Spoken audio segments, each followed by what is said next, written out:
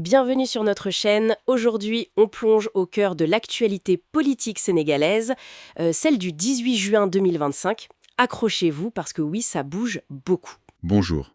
Oui, effectivement, une actualité très dense. Au programme, des grosses réformes annoncées par le gouvernement Faye Sonko, des tensions avec l'opposition qui persistent, quelques affaires judiciaires qui font du bruit, des débats sur les médias et puis bien sûr des enjeux économiques cruciaux. Ok, on décortique tout ça ensemble. Tout à fait. Et ce qui est fascinant ici, je trouve, c'est de voir comment toutes ces différentes annonces, ces tensions, s'articulent les unes avec les autres. C'est vraiment une période clé pour comprendre la trajectoire du pays. Absolument. Alors commençons par les réformes gouvernementales. La grosse annonce, c'est la réforme foncière accélérée par le président Faye. Les buts affichés, faciliter l'obtention de titres de propriété, améliorer l'accès au crédit en utilisant la terre comme garantie, booster l'agriculture et aussi, très important, éviter les conflits fonciers. Oui, Il prévoit même un plan de communication spécifique. Imaginez l'impact si ça marche. oui. Alors là, on touche à un sujet historiquement très complexe, très sensible au Sénégal. La question foncière, c'est un chantier majeur. Ah oui. Le lier à la vision économique du gouvernement, notamment l'agrobusiness, c'est cohérent. Mais c'est un chantier potentiellement transformateur, c'est vrai, mais aussi potentiellement très conflictuel. Il faudra voir comment ça se passe sur le terrain. Justement. Et autre annonce clé, la création d'une cellule réformes à la primature, pilotée par Ousmane Sonko lui-même. C'est ça. Objectif clair. Modernisation de l'administration, le digital, le capital humain.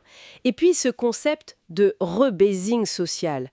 Ça sent la volonté de tout remettre à plat, non? C'est clairement l'ambition affichée. Le rebasing social, pour expliquer un peu, c'est l'idée de tendre vers plus d'équité salariale dans le secteur public. C'est énorme comme chantier. Oui, énorme. Et si on relie ça à la modernisation administrative, au digital, c'est une tentative de, de refonder un peu le contrat entre l'État et ses agents, et par extension avec les citoyens. Mais la mise en œuvre sera un défi colossal. On imagine. Et rapidement, on note aussi l'adoption de textes importants, des conventions judiciaires avec les Émirats arabes unis pour l'extradition et l'entraide. Oui, Une loi de finances rectificative pour 2025 et déjà la programmation budgétaire pour 2026-2028. Ça ne chôme pas. Non, le rythme législatif est soutenu, c'est clair. Ça montre une volonté d'aller vite. mais cette volonté se heurte déjà à des crispations. L'opposition, enfin celle qui avait participé au dialogue national, exprime maintenant son scepticisme. Il y a une citation assez forte de Sam Bassi qui dit « Notre pays ne peut en aucun cas gagner dans l'unanimité pacifique ». Ça chauffe un peu après le dialogue, on dirait. Hein. Oui, ça illustre bien la difficulté. Le dialogue a eu lieu, des conclusions ont été tirées, mais l'après-dialogue est toujours délicat. Et ils ont des revendications précises. Le mode de scrutin pour les législatives, la rationalisation des partis politiques, le statut du chef de l'opposition, le financement des campagnes. Tout à fait.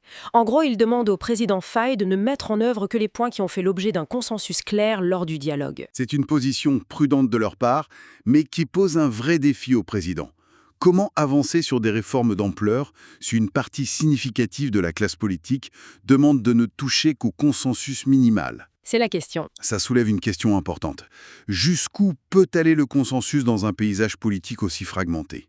Et quelle marge de manœuvre pour le pouvoir exécutif? Et pour ajouter un peu de piment, Tierno Alassane Sall, TAS, promet des révélations fracassantes dès demain sur l'affaire Acer, AEPower, EPC, une affaire de contrats énergétiques. Ah oui, ça c'est potentiellement une bombe médiatique et politique.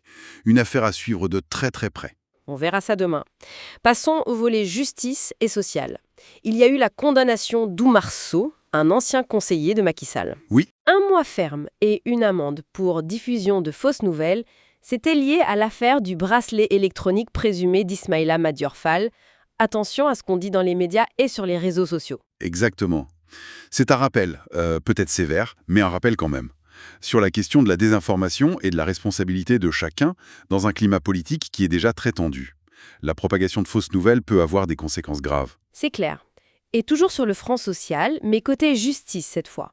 Il y a une grève de 48 heures du CIT Juste, le syndicat des travailleurs de la justice. Encore une grève. Oui.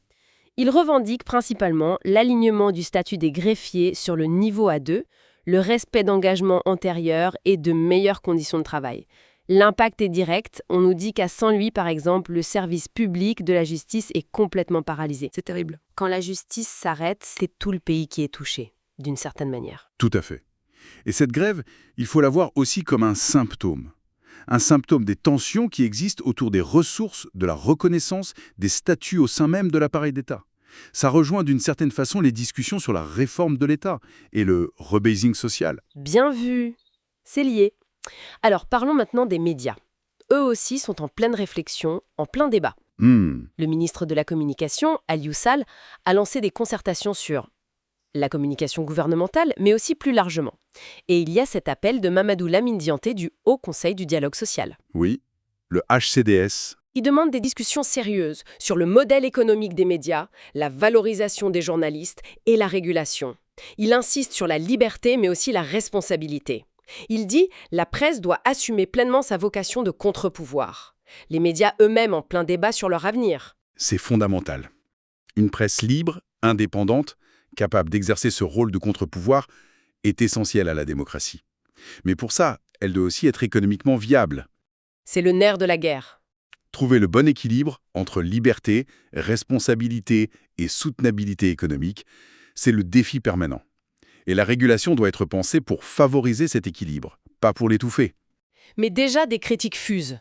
Le CDPS, le Conseil des éditeurs de presse du Sénégal, par la voix de Mamadou Ibrahim Kane, critique déjà le nouveau régime pour ce qu'il appelle une vision politicienne des médias.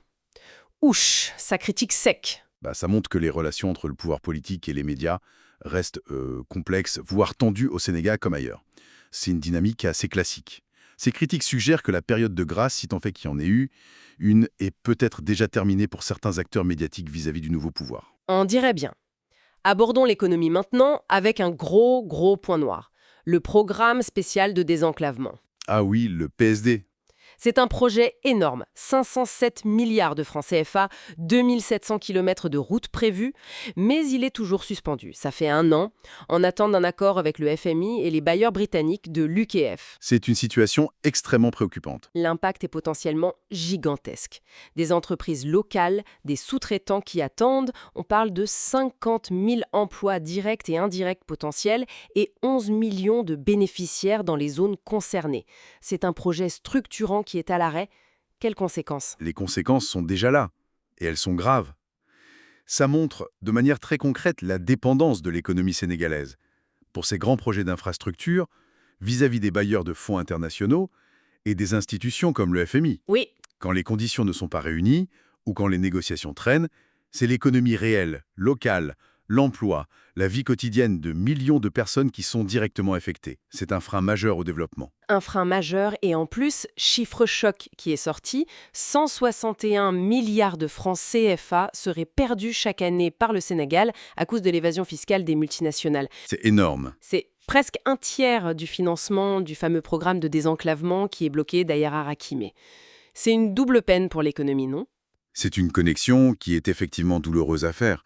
161 milliards par an, c'est considérable.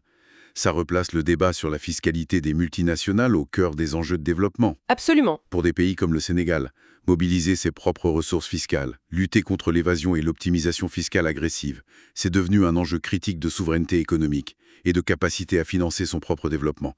Sans ça, la dépendance extérieure reste très forte. C'est clair. Un mot sur l'international ?